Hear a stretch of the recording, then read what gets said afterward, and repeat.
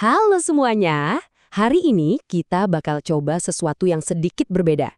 Kita akan membongkar sebuah dokumen, sebuah rencana pelajaran matematika, untuk memahami bukan cuma apa yang kita pelajari, tapi yang jauh lebih penting, gimana sih cara kita belajar?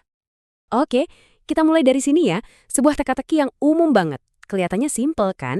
Tapi di dalamnya itu ada kunci buat sebuah konsep matematika yang sangat kuat. Dan cara kita sampai ke jawabannya, nah itu inti dari obrolan kita hari ini. Nah, yang benar-benar menarik adalah metode untuk mecahin masalah kayak gini itu dijabarkan dalam sebuah dokumen dari sekolah di Indonesia. Ini bukan sekedar lembar contekan biasa, ini adalah cetak biru untuk berpikir.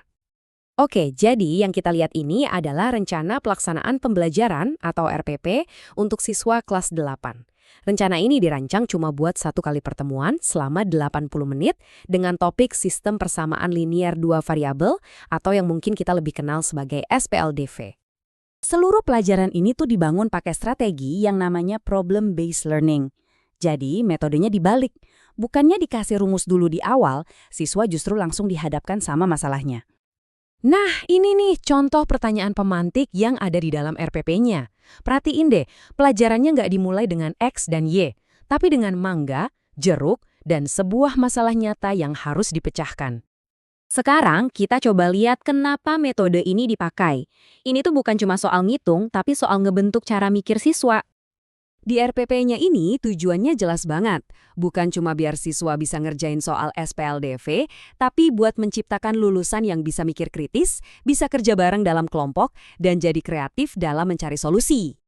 Guru di sini perannya bukan cuma ceramah ya. Justru sebaliknya, mereka jadi pemandu yang ngebimbing siswa lewat 5 fase ini. Prosesnya berjalan dari mulai memahami masalah, diskusi kelompok, sampai akhirnya mereka presentasiin solusi yang mereka temukan. Oke, terus gimana sih cara kerjanya di lapangan?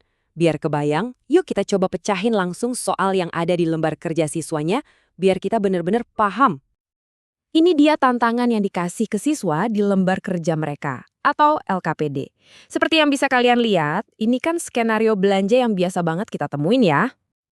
Langkah pertama, sesuai petunjuk di lembar kerja, adalah mengubah cerita tadi jadi bahasa matematika. Nah, ini langkah berpikir kritis yang pertama, mengubah kata-kata menjadi sebuah model matematika. Selanjutnya, pakai metode eliminasi. Di sini, siswa belajar gimana caranya memanipulasi kedua persamaan untuk ngilangin salah satu variabel. Dengan menghilangkan Y, mereka jadi bisa fokus dan nemuin nilai X, yaitu harga satu kemeja. Kerennya lagi, setelah mereka tahu harga kemeja, mereka masukin lagi angka itu ke salah satu persamaan awal buat nemuin potongan puzzle terakhirnya, harga satu kaos. Ini namanya metode substitusi. Begitu kedua harga udah ketemu, para siswa akhirnya bisa jawab pertanyaan terakhir yang ada di lembar kerja mereka.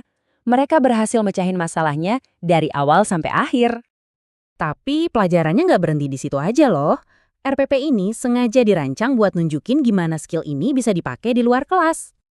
RPP ini secara jelas nunjukin kalau matematika itu nyambung kemana-mana, ke ekonomi, ilmu sosial, bahkan fisika. Ini ngasih tahu siswa kalau matematika itu bukan pelajaran yang berdiri sendiri, tapi bahasa universal buat mecahin masalah. Jadi, apa sih artinya semua ini buat cara kita mikir tentang pendidikan matematika? Apa yang bisa kita ambil dari cetak biru pembelajaran ini? Pas kita bedah RPP ini, jadi kelihatan banget tujuan utamanya. Dan ini jauh lebih dalam daripada sekedar nyari nilai X dan Y. Intinya bukan cuma ngajarin SPLDV. Tujuannya itu ngajarin cara mikir yang praktis, kolaboratif, dan berangkat dari rasa penasaran. Ini soal mengubah matematika dari sesuatu yang mungkin ditakuti, jadi alat yang memberdayakan kita. Seluruh cetak biru ini sebetulnya adalah model buat ngajarin matematika sebagai skill yang kuat dan penting banget buat hidup. Dan ini ninggalin kita sama satu pertanyaan buat direnungkan bersama.